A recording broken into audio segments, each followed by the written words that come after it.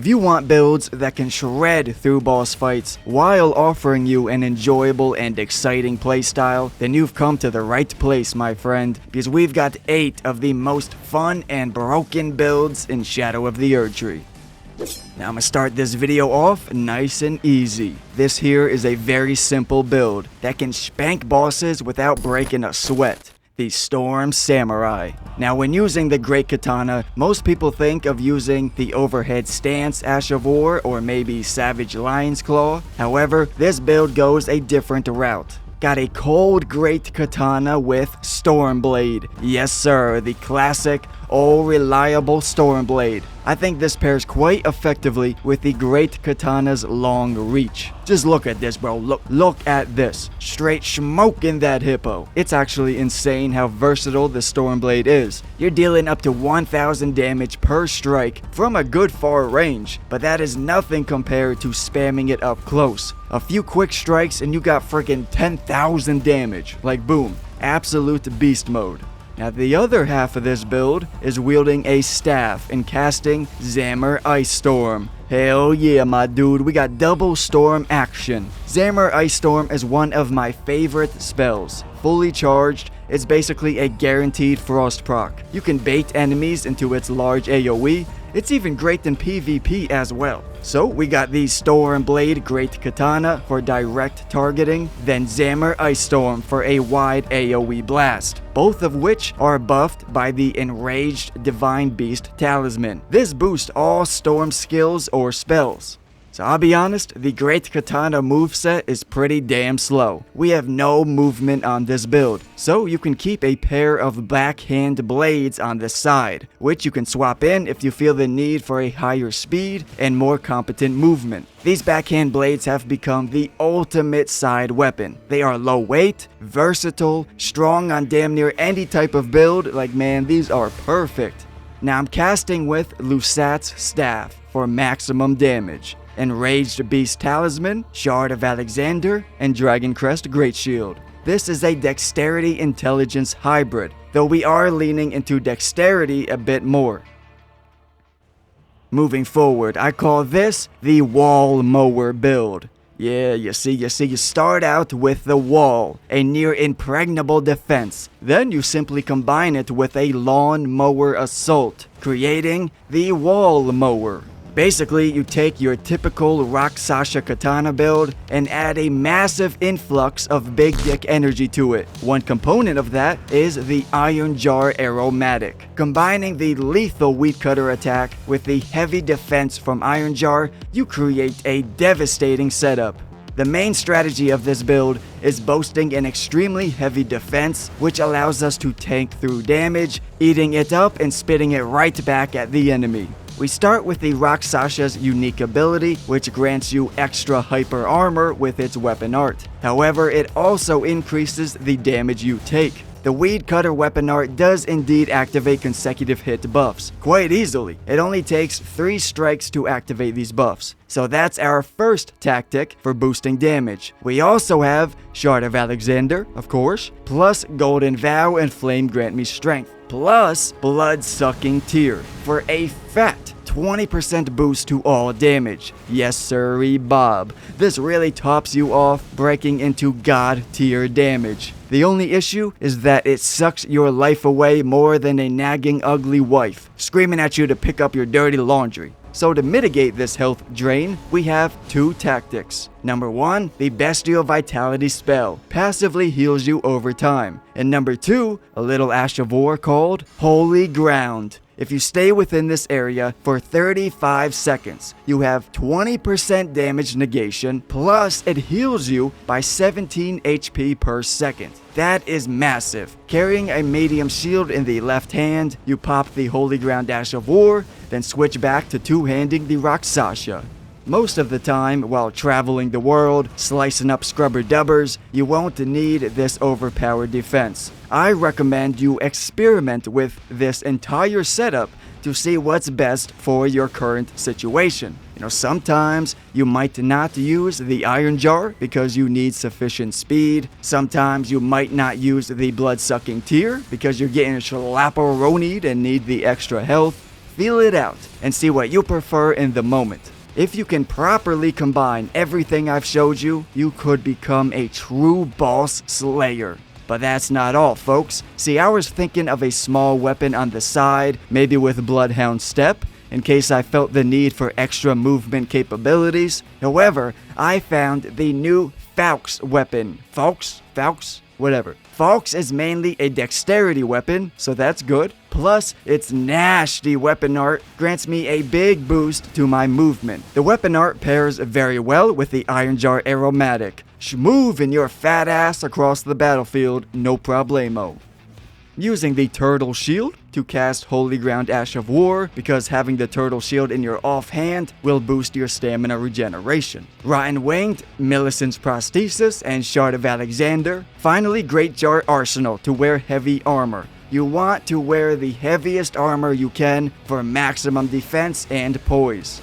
In my juice box, Blood-Sucking Tear for increased damage, plus Opaline Hard Tear for damage negation. What's awesome is that these weapons solely need a high dexterity level, which allows us to throw a sufficient amount of stat points into vigor and endurance. 25 faith, simply to use Bestial Vitality, Golden Vow, and Flame Grant Me Strength.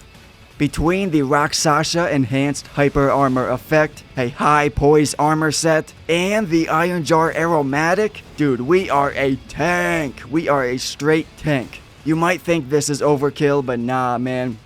You can never be too fat, alright? This is one situation which I do agree with all the fat pride people. Welcome to a day in the life of a fat activist. All of this going on up here is what's causing me the most physical discomfort. It's like a visceral reaction of discontent coming from this area. This area is not good either. I hate this, but I'm mainly worried about this. Alright, listen, if you are interested in web development and coding, then you need to check this out. Boot.dev is the best platform to become a god at coding, and they gave me a special link and a promo code that'll get you 25% off your first purchase. With Boot.dev, you will master back-end web development from start to finish using Python and Go programming languages. However, there's a twist. This learning experience feels like you're playing an exciting RPG game. Yes sir, while learning to code, you will feel captivated as you literally earn experience points, you level up, gain achievements, and complete quests in order to get a top spot on the global leaderboard. This is 100% online and you learn at your own pace. Then after they teach you to become a master coder, they will help you find a job, which nowadays developers are earning big boy money, well over $100,000 salary.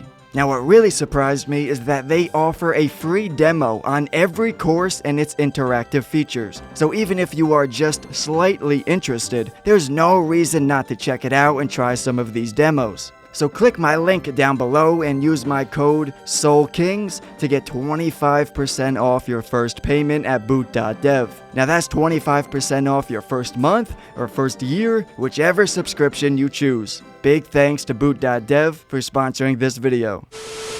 Now my favorite build on this list, the Sir Frostfire. See, Sir Frostfire is able to conjure a rare type of flame. It looks dark as night, yet still burns brightly. It will melt your hand, yet feels cold to touch. Hot as balls, while freezing your nuts off at the same time.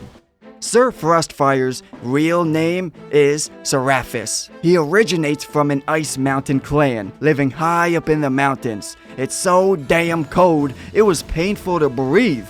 Your prime energy drink froze solid before you could even drink it. But after thousands of years living amongst the ice and snow, they evolved, adjusted to the freezing temperatures. However, one day they realized this was no mere mountain. They had been living on a volcano, which suddenly began erupting. Amongst the chaos, Seraphis fell into the heart of this volcano. But he did not perish. No sir, Seraphis rose from the fiery depths, combining the ice in his veins with the flames that he fell into. He created a true frost fire.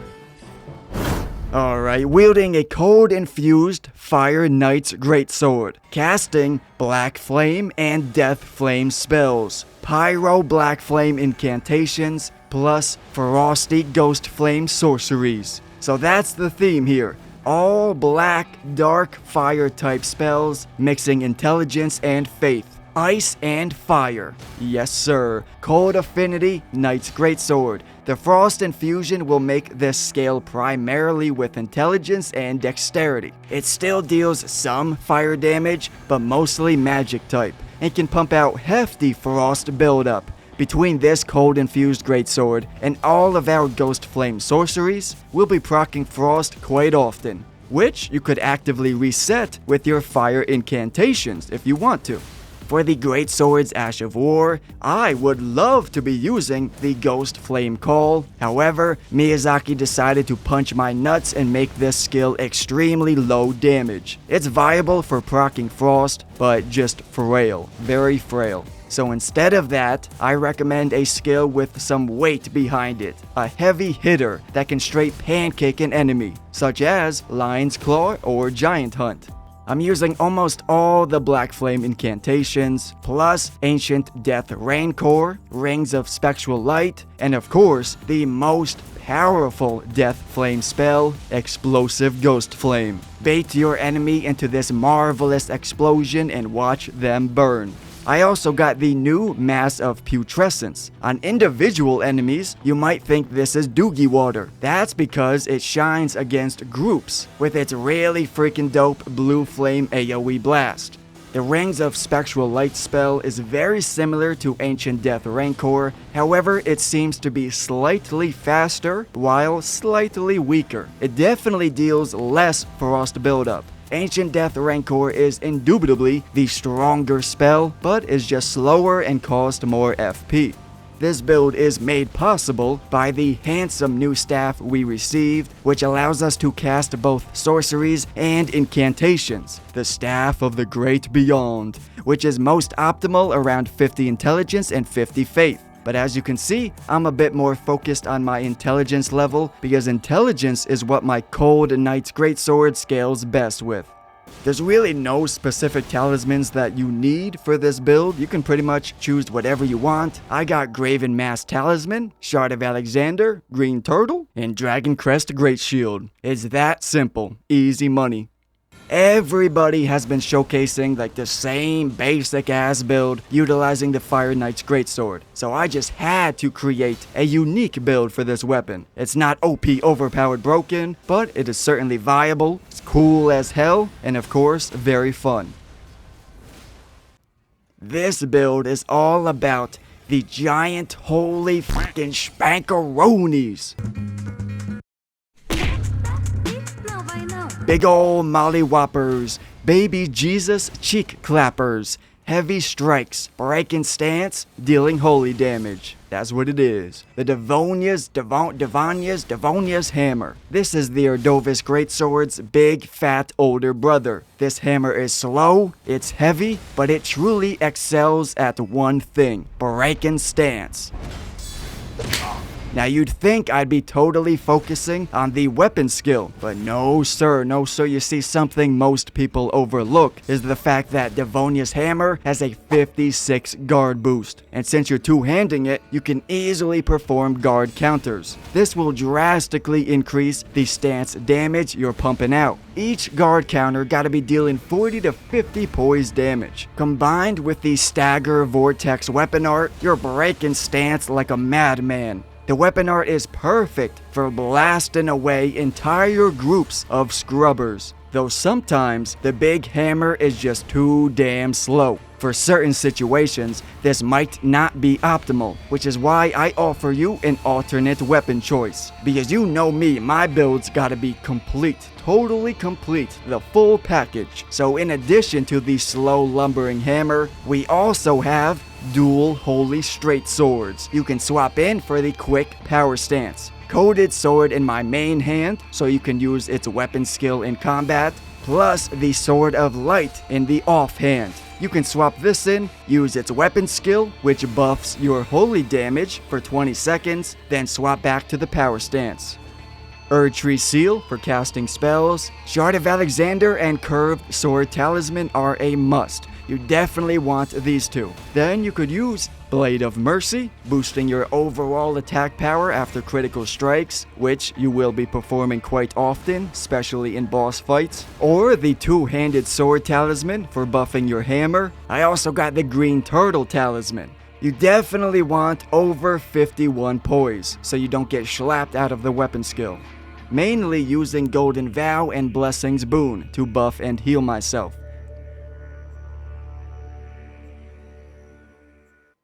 This is essentially a holy comet azur, the Euphoria Twin Blade. I'll admit right now at the start, this weapon is cheekies, okay? It is actual fucking cheekies. It can really whoop some ass. However, it is a big pain in my ass to set up correctly. So the basis of this build will be consecutive hits and charged heavy attacks to boost the unique weapon art. We want to be aggressive. It's all about being aggressive, tanking damage, and connecting multiple heavy attacks. This will activate our consecutive hit buffs, like Rotten Winged Insignia, but also build up the Holy Baby Jesus powers within this unique Twin Blade.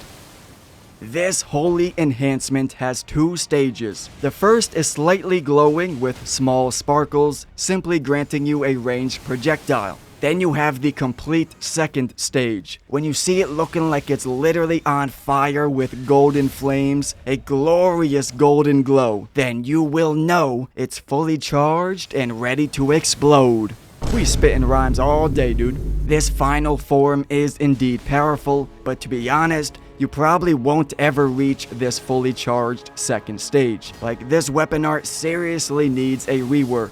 It just takes too many hits to get it fully charged. Thankfully, the first stage is good enough to work with, it's viable and has decent range. I found the charged heavy attacks will build up the golden enhancement more effectively than light attacks. Performing charged heavies are optimal, so that's what this build will focus on. We are not spamming light attacks here. No sir, we going for the big shots like Kobe. I also have the Cypher Pada on the side, as it weighs nothing and can use its beastly weapon art for burst damage. I'm boosting charged heavies with my Axe Talisman, then the Rotten Winged Insignia, because even when performing heavy attacks, this will still excel at consecutive hits. And then finally, Bull Goat's Talisman. I highly recommend having over 100 poise. Over 100 poise. This will allow you to tank through attacks and pull off the charged heavies without interruption. This is important, man. Without solid defense, you're going to get really pissed off.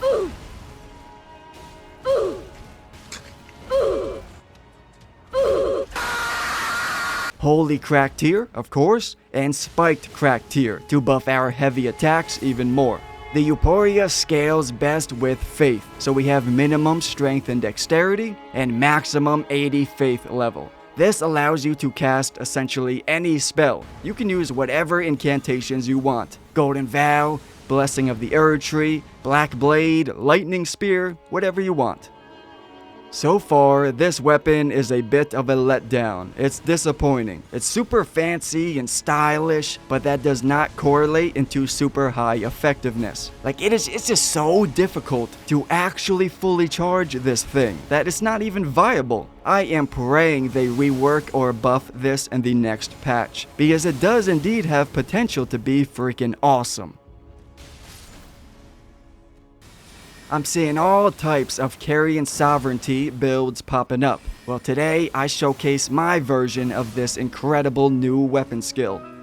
This is the cold-blooded reptilian mage. Got a cold-infused lizard greatsword with Carrion Sovereignty in our main hand, with Carrion Regal Scepter casting frost and other spells in my left hand.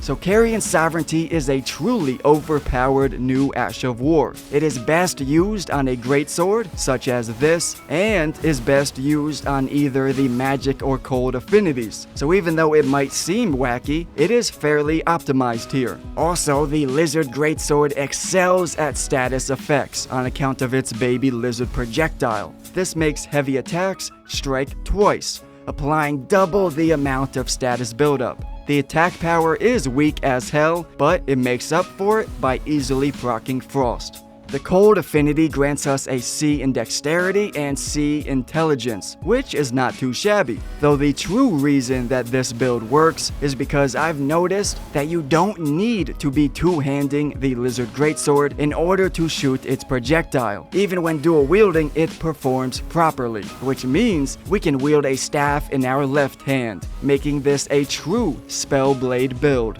I equipped various spells, including Zammer Ice Storm, Adula's Moonblade, Great Blade Phalanx, both Cold Moon spells, Rani's Dark Moon, plus the new Valana's Twin Moon. Now these spells require at least 72 intelligence, so that's why I have 72 intelligence. Then you want a somewhat high dexterity level for your greatsword. This weapon skill drains through your FP, so you'll want a decent mind level as well.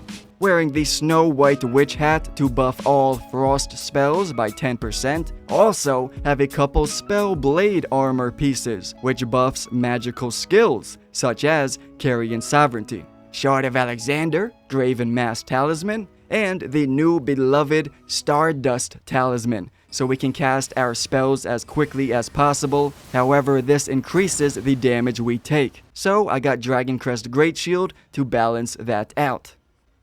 Now I am interested in knowing what build has been your favorite so far in Shadow of the Erdtree, so please comment that down below, and please body slam on that like button if you made it this far in the video. I thank you very much for watching, I appreciate all your support, and I'll talk to you later. Stay golden.